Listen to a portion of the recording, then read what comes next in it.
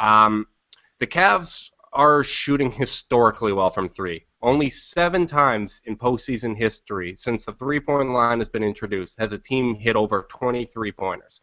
3 of those have come from the Cavs this season, and they've hit 46 threes in their last 2 games, setting NBA records.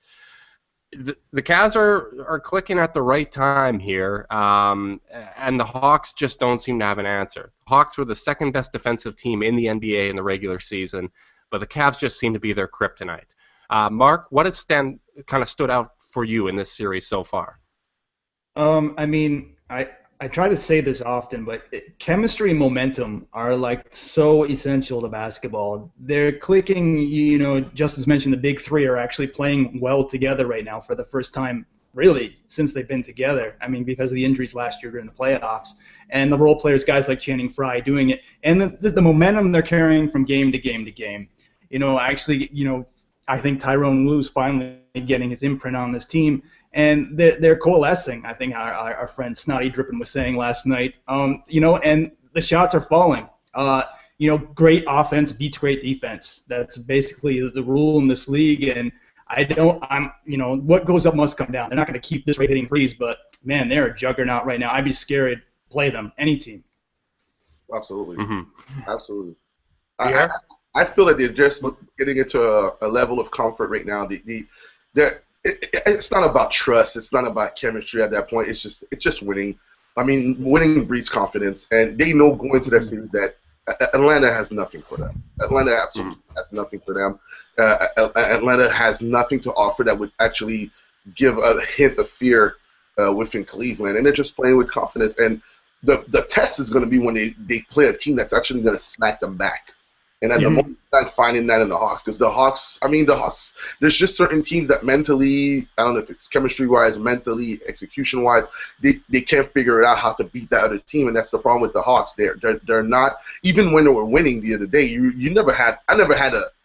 didn't have any doubt that Cleveland was going to win that game, because LeBron just could tell, he's like, okay, well, if we start playing the way we're supposed to play, we're going to beat these guys, because they can't beat us. They know that we can beat us, and And you can tell, body language-wise, you can tell it reflects on the guys. The guys from Atlanta, they start getting a little jittery, they start getting a little nervous, they don't play within themselves. And even at home with the crowd behind them, that nervousness, they couldn't execute, and they ended up losing. So I think we all know that at the end of the day, when the Cavs do play a team that's going to force them to look at these, it's going to force them to look at these questions that they have for themselves, that's where we're really going to see who they really are. Because at that point, they haven't played anybody.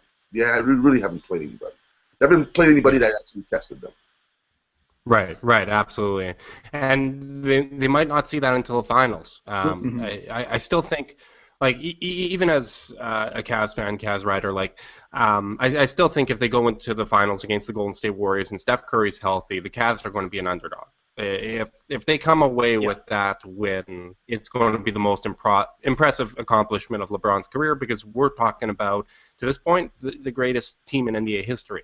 But I agree. It just doesn't seem like Atlanta has any answer for what Cleveland's bringing. The role guys really stepping up. Tristan Thompson neutralizing Paul Millsap, their best player.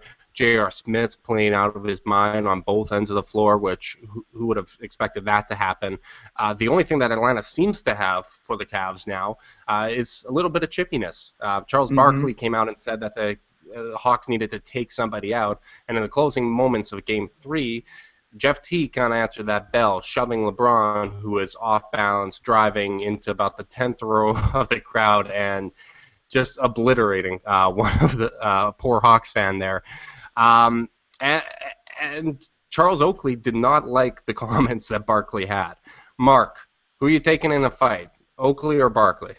That's not even a question for me. Oak is made out of wood, and Barkley's made out of pizza. Come on. Watch that play again, the Teague play in slow motion. That's what I love League Pass, by the way. He missed a layup. He blew a layup. He went to the ref going for a call. His bias laying was like, what the hell?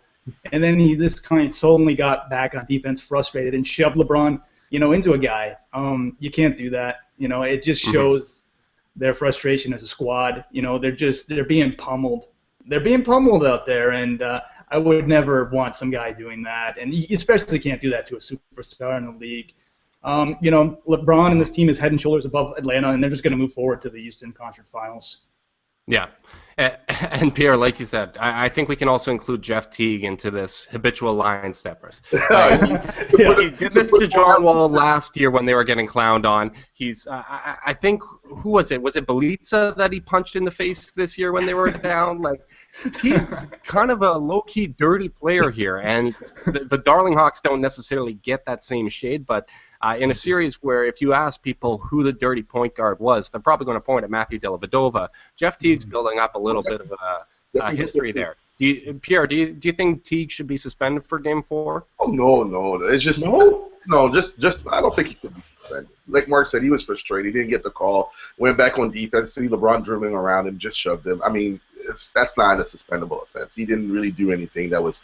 I mean, if it was egregious to the point that LeBron. I mean, he just LeBron was a big guy. I mean, and the way he flew back, you could tell he put a little bit extra on it, but not a suspension. I don't think that's warranted at all.